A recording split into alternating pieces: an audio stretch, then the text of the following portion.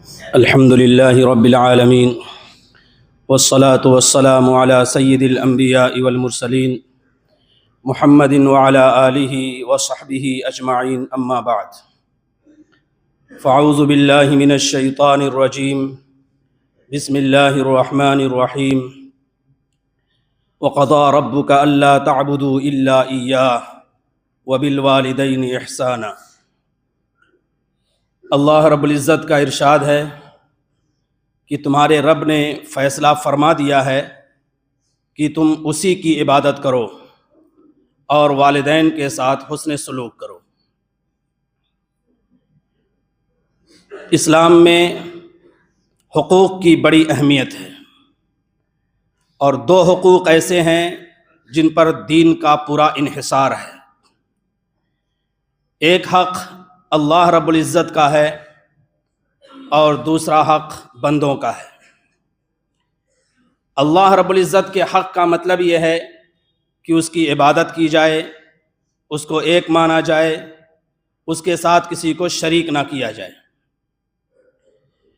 اور بندوں کے حق کا مطلب یہ ہے کہ انسانوں کے جو حقوق مختلف طبقات کے حوالے سے انسان پر عائد ہوتے ہیں ان کو ادا کیا جائے۔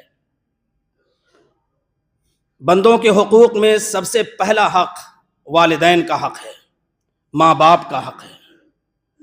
والدین اور ماں باپ انسان کے لیے سب سے عظیم نعمت اور قیمتی سرمایہ ہے۔ والدین یہ انسان کے دنیا میں آنے کا ظاہری سبب ہیں۔ والدین اللہ رب العزت کی خوشنودی کے حاصل کرنے کا ذریعہ ہیں۔ والدین جنت کے حصول اور جہنم سے بچنے کا بھی وسیلہ ہیں۔ یہی وجہ ہے کہ اللہ رب العزت نے ان دونوں حقوق کی طرف قرآن کریم میں ایک ساتھ اشارہ فرمایا ہے، یعنی اپنے حق کی طرف اور والدین کے حق کی طرف فرمایا ان اشکر لی ولوالدیک الی المصیر، کہ انسان تو میرا شکریہ ادا کر اور اپنے والدین کا بھی شکریہ ادا کر، اور تمہیں میری ہی طرف لوٹ کر آنا ہے۔ حضرت سفیان ابن عیینہ رحمۃ اللہ علیہ اس حوالے سے فرماتے ہیں کہ جس نے پانچوں نمازوں کی پابندی کی اس نے گویا کہ اللہ رب العزت کا حق ادا کر دیا، اس کا شکریہ ادا کر دیا، اور جس نے پانچوں نمازوں کے بعد والدین کے لیے دعا کی اور ان کی خدمت کا عزم کیا اس نے والدین کا بھی حق ادا کر دیا۔ جس طرح سے قرآن کریم نے والدین کے ساتھ حسن سلوک کا حکم دیا ہے، اسی طرح قرآن کریم نے اس کے طریقے بھی بتائے ہیں، عملی طور پر اس کو برتنے کی تلقین بھی کی ہے۔ قرآن کریم کی جو آیت پڑھی گئی اسی میں اللہ رب العزت فرماتا ہے وَإِمَّا يَبْلُغَنَّ عِندَكَ الْكِبَرَ أَحَدُهُمَا أَوْ كِلَاهُمَا فَلَا تَقُلْ لَهُمَا أُفٍّ وَلَا تَنْهَرْهُمَا وَقُلْ لَهُمَا قَوْلًا كَرِيمًا۔ اگر ان دونوں میں سے کوئی ایک یا دونوں بڑھاپے کی عمر کو پہنچ جائیں تو تم ان کو اف تک نہ کہو اور ان کو جھڑکو نہیں، اور محبت سے بات کرو۔ وَاخْفِضْ لَهُمَا جَنَاحَ الذُّلِّ مِنَ الرَّحْمَةِ، اور شفقت سے، ہمدردی اور انکساری کے ساتھ اپنے بازو کو ان کے لیے جھکا دو، اور یہ دعا کرو کہ اے میرے پروردگار ان پر رحم فرما جیسے انہوں نے بچپن میں میری تربیت کی، مجھے میری پرورش کی اور مجھے پالا۔ علامہ ابن الجوزی رحمۃ اللہ علیہ نے کتاب البر والصلہ میں، اور شاہ ولی اللہ محدث دہلوی رحمۃ اللہ علیہ نے حجت اللہ البالغہ میں والدین کے حسن سلوک کے چند طریقے ذکر فرمائے ہیں۔ ان میں سے ایک طریقہ یہ ہے والدین کے ساتھ حسن سلوک کا کہ جب والدین ایسے ہوں کہ ان کے پاس مال نہ ہو تو اولاد کے ذمہ ضروری ہے کہ ان کے خورد و نوش کا، خوراک پوشاک کا، نان و نفقے کا پورا انتظام کرے اور پوری کفالت کرے، ان کی زندگی کی پوری کفالت کرے۔ حسن سلوک کی ایک شکل ہے۔ حسن سلوک کی دوسری شکل جو انہوں نے ذکر کی ہے وہ یہ کہ وہ جب آواز دیں تو ان کی آواز پر لبیک کہے اور اس کام کو فوری طور پر کرنے کی کوشش کرے، بلکہ کرے۔ اور تیسرے حسن سلوک کی ایک شکل اور ذکر کی ہے کہ وقتاً فوقتاً خود سے جا کر یہ مطالبہ کرے کہ کوئی کام تو نہیں ہے میرے لائق، آپ کی کیا میں خدمت کر سکتا ہوں، اور کون سا ایسا کام ہے جو ہمارے لیے ہم اس موقع پر آپ کی طرف سے کر سکتے ہیں۔ وقتاً فوقتاً کی خدمت میں آتا رہے اور خدمت کی درخواست کرتا رہے۔ والدین کے ساتھ حسن سلوک کی ایک شکل اور ہے، اور یہ ہے کہ ان کا احترام کرنا، ان کا دفاع کرنا، اور والدین کے ساتھ حسن سلوک کی ایک شکل یہ بھی ہے کہ ان کے لیے دعائیں مغفرت کرنا۔ یہ جب تمام شکلیں یا اس جیسی شکلیں انسان کے اندر پائی جائیں گی تو وہ کسی قدر والدین کے حقوق کو ادا کرنے والا ہو جائے گا۔ حدیث پاک میں والدین کے حقوق کو ادا کرنے کے جو نتائج اور جو ثمرات ذکر کیے گئے ہیں وہ دنیا میں بھی بڑے حوصلہ مند ہیں اور حوصلے کو بڑھانے والے ہیں، اور آخرت کے لیے آخرت میں بھی ہماری بڑی کامیابی کا ذریعہ ہیں۔ اللہ کے رسول صلی اللہ علیہ وسلم نے فرمایا کہ جو انسان دنیا میں اپنے والدین کے ساتھ حسن سلوک کرتا ہے تو اللہ رب العزت اس کی اولاد کو اس کا فرما بردار بنا دیتے ہیں۔ بروا آباءکم، لوگوں اپنے والدین کے ساتھ حسن سلوک کرو، تبرکم ابناؤکم، تمہارے جو بیٹے ہیں، تمہاری جو اولاد ہے وہ تمہاری فرما بردار ہو جائے گی۔ یہ دنیا میں اللہ تعالیٰ نقد صلہ عطا فرمائیں گے۔ ایک دوسرا فائدہ والدین کے ساتھ حسن سلوک کرنے کا یہ ہے کہ اللہ رب العزت عمر میں اور روزی میں اضافہ فرماتے ہیں۔ مسند احمد کی روایت ہے، من احب ان یمد لہ فی عمرہ وان یزاد فی رزقہ فلیبر والدیہ، جسے یہ پسند ہو کہ اس کی عمر میں برکت ہو اور اس کی رزق میں برکت ہو تو چاہیے کہ والدین کے ساتھ حسن سلوک کرے۔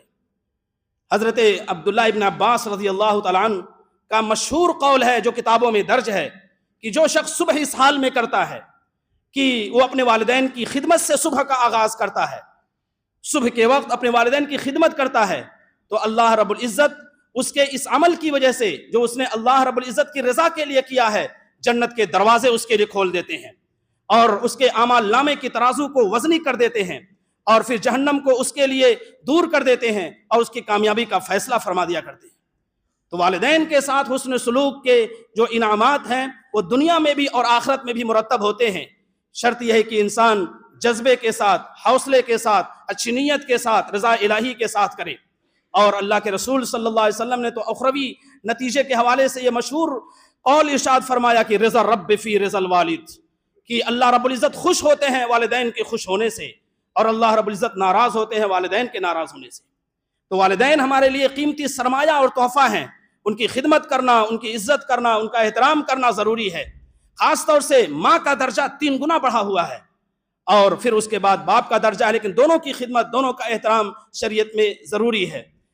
یہاں تک کہا گیا ہے کہ اگر وہ مشرک ہوں، یعنی کلمہ توحید کو نہ پڑھنے والے ہوں، تب بھی ان کے ساتھ حسن معاملہ کرنا، ان کے ساتھ حسن سلوک کرنا ضروری ہے۔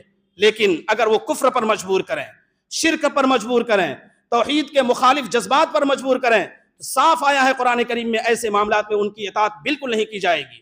وَإِن جَاهَدَاكَ عَلَىٰ أَن تُشْرِكَ بِي مَا لَيْسَ لَكَ بِهِ عِلْمٌ فَلَا تُطِعْهُمَا وَصَاحِبْهُمَا فِي الدُّنْيَا مَعْرُوفًا، اگر وہ تم کو تم پر زور ڈالیں کہ تم اللہ رب العزت کے ساتھ ایسی چیز کو شریک کرو جس کے تعلق سے تمہارے پاس کوئی واضح دلیل نہیں ہے تو ان کی بات نہ مانو، لیکن دنیاوی زندگی میں ان کے ساتھ اچھا سلوک کرو۔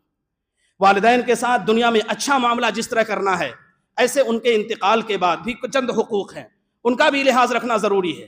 سب سے پہلا حق ان کے انتقال اور ان کی وفات کے بعد یہ ہے کہ ان کی تجہیز و تکفین کا پورا انتظام یہ لڑکے کے ذمے ہے۔ اس سلسلے میں جو اخراجات آئیں یہ لڑکے کے ذمے ہے کہ اس کو برداشت کرے اور خوشی خوشی برداشت کرے۔ دوسرا حق اس سلسلے میں والدین کا یہ ہے کہ انسان اگر والد کے اوپر قرض ہے تو اس قرض کو ادا کرنے کی کوشش کرے، اور اسی کے ساتھ ایک تیسرا حق ہے کہ اگر انہوں نے وصیت کی ہے اور جائز وصیت ہے تو اس وصیت کو نافذ کرنے کی کوشش کرے۔ اور پھر ایک بات اور ہے، وہ یہ ہے کہ انسان والدین کے لیے دعائیں مغفرت کرے۔ حدیث پاک میں آیا ہے، ابن ماجہ کی حدیث ہے کہ اللہ کے رسول صلی اللہ علیہ وسلم نے فرمایا جب انسان اپنے والدین کے لیے اس دنیا میں دعا کرتا ہے، دعائیں مغفرت کرتا ہے، ایصال ثواب کرتا ہے، تو ان کے درجے بلند کر دیے جاتے ہیں۔ پھر وہ پوچھتے ہیں کہ میرا درجہ یہ کیوں بلند کیا گیا، کیوں مجھے یہ درجہ ملا؟ تو اللہ رب العزت کے فرشتے کہتے ہیں کہ تمہارے بیٹے نے یہ تمہارے دعائیں مغفرت کی تھی، اس کے نتیجے میں تمہارے درجے کو بلند کیا گیا ہے۔ تو یہ ایسی چیز ہے جس سے پتہ چلتا ہے کہ والدین کے لیے دعا کرنا یہ اللہ رب العزت کے نزدیک ان کے درجے کو بلند کرنے والا ہے۔ اسی کے ساتھ ساتھ یہ بھی ضروری ہے کہ والدین کے انتقال کے بعد جو ان کے اہل تعلق ہیں، ان کے دوست ہیں، ان کے ملنے جلنے والے ہیں، ان کے ساتھ بھی اچھا معاملہ کیا جائے۔ حدیث پاک میں آیا ہے نیکیوں میں سب سے بڑی نیکی ان ابر البر ان یصل الرجل اہل ود ابیہ، نیکیوں میں بڑی نیکی یہ ہے کہ انسان اپنے والدین کے ملنے جلنے والوں کے ساتھ اچھا معاملہ کرے۔ یہ دسمبر کا مہینہ حقوق انسانی کا مہینہ سمجھا جاتا ہے۔ 10 تاریخ کو عالمی سطح پر حقوق انسانی کو منایا جاتا ہے کہ حقوق انسانی، ہیومن رائٹ، یہ تو حقوق خاص طور پر اللہ کا حق اور والدین کے حق کو اگر ہم پہچان لیں، اور آج کل جو رواج ہے مغربی تہذیب کے حوالے سے کہ اولڈ ایج ہوم میں ڈالنے کا اور والدین کو بوجھ سمجھنے کا، اگر اس کو ہم نے اپنے ذہنوں سے نکال دیا، خدمت کو اپنے لیے سعادت سمجھا، تو پھر اللہ رب العزت دنیا اور آخرت میں ہمارے لیے برکات کو اور نعمتوں کو اور خیرات کو مقدر فرما دیں گے۔ اللہ تعالی ہمیں توفیقات سے نوازے۔ وآخر دعوانا الحمدللہ۔